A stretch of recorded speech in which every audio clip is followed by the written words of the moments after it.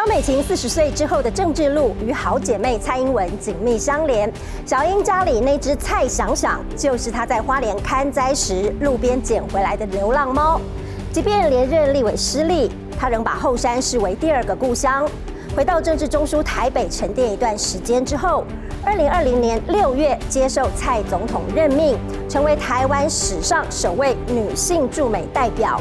萧美琴以战猫自居，一刚一柔地游走台美之间，对抗中国的战狼外交。但为什么是猫呢？她是这么说的：猫可以走钢丝，还能以非常敏捷和灵活的方式保持平衡。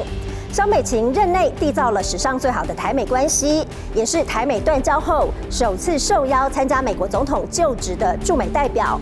《纽约时报》更盛赞她是华府最有影响力的大使之一。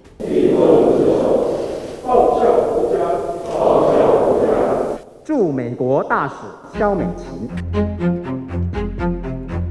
百感交集哦。今天回到，感觉像在回娘家一样。那今天一方面也要跟大家道别了，因为我即将在1个礼拜内就要赴美。2020年6月，萧美琴成为全台湾第一位女性的驻美代表，更是第一位昔日担任过立法委员才转任外交人员的驻美大使。台美混血的萧美琴，这回要扛起2个原乡未来关系的重责大任，自然肩上压力山大。眼前的责任非常的多，也非常的庞大。现在的国际情势啊，不管是经济安全、战略情势的变化也非常的快。我自诩为战猫，它们非常的灵活，那也可以在非常狭隘的空间当中找到这个生存之地跟立足之地。打从年轻，萧美琴就自诩是只战猫，不单单自己爱猫，对于猫的特性能屈能伸，能狭缝中求生存，更象征台湾的国际地位写照。萧美琴要为台湾奋战，就要发挥猫的潜能。进入我空域，让我非常安全。I think China's behavior is reflective of a typical abuser in society. 2022年8月，时任美国众议院议长裴洛西在萧美琴的邀请下访台。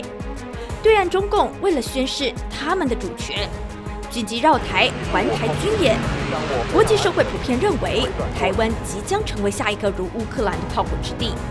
但远在地球另一端的萧美琴，一秒化身战猫，频频奔走全球各大主流电视台替台湾发声，更透过国际媒体的声量控诉中共的无理之举。How proud we are that she's the representative to the United States.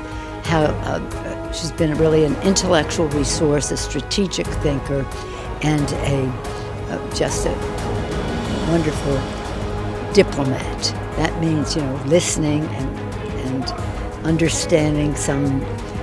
Time it takes a little longer for some people to arrive at the right decision, but she's always been very patient. 萧美琴一柔一刚的处事性格，不只让同为女性的美国前议长盛赞，也让自己成为台美断交后首次受邀参加美国总统就职的驻美代表。I'm honored to be here today on behalf of the people and government of Taiwan at the inauguration of United States President Biden and Vice President Harris. 已经在思考的逻辑以及他在讲话的方式，特别是用英文在做论述的方式，是非常合美国人他们的胃口。萧美琴的处事和发言，让她多次成为美国主流媒体夸奖的外交人员。2021年，美国某家商业周刊就将萧美琴票选成为全球8大风云人物。纽约时报也称赞她是同时期内华府最有影响力的大使之一。她用坚毅捍卫台湾，也用柔性和普遍民众能接受的亲和力替台湾打响招牌。Are you ready to throw out the first pitch of the day? Yes, I'm ready. Okay, let's go. Go Mets! Go Taiwan! 2021年，萧美琴受邀在1年1度美国职棒大联盟大都会的台湾日上担任开球嘉宾，是首位以驻美代表身份参与美国职业赛事的开球嘉宾。虽说这场外交秀无关乎国家存亡，但却能打响台湾在国际上的知名度。华侨或者纽约当地的球迷其实也都知道，台湾在每一年都会固定做任活动。那照累积的效益是比较有意义的。它是全球的运动、文化、艺术、经济、金融汇集的地方，在纽约被看到，也被全世界看到是一样的道理。台湾卫在美国球场上曝光，以经济效益来算，进场观众1到2万，加上全球转播，观众量就达1000万，行销效益着实可观。不止如此，萧美琴也善用味蕾带来的感动交朋友。Hello， 你第一次来双橡园？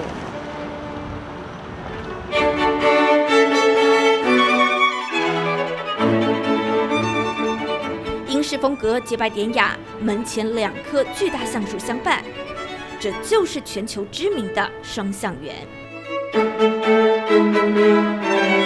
双橡园建于1888年，台美断交前曾是我国大使官邸，断交后作为驻美代表处，这里也成了宴请各国政要使节的重要场所。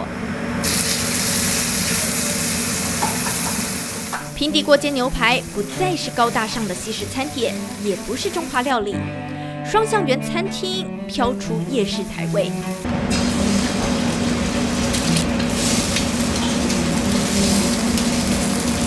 寿司就是台湾的黑胡椒牛排酱，夜市牛排端出来它效果很好，因为你知道夜市牛排一端上来的时候，那个油身，然后再加上那个味道，对铁板上面散发出来的味道，其实效果其实蛮好的。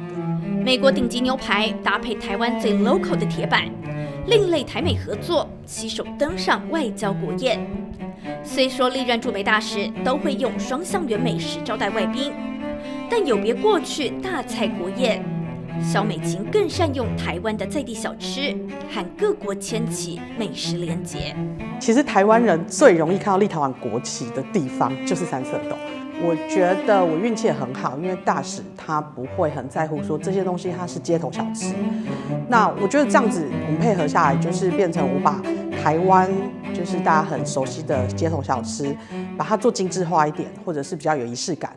哇，我鸡肉饭 ，Oh it looks so good. Iced tea, hot tea.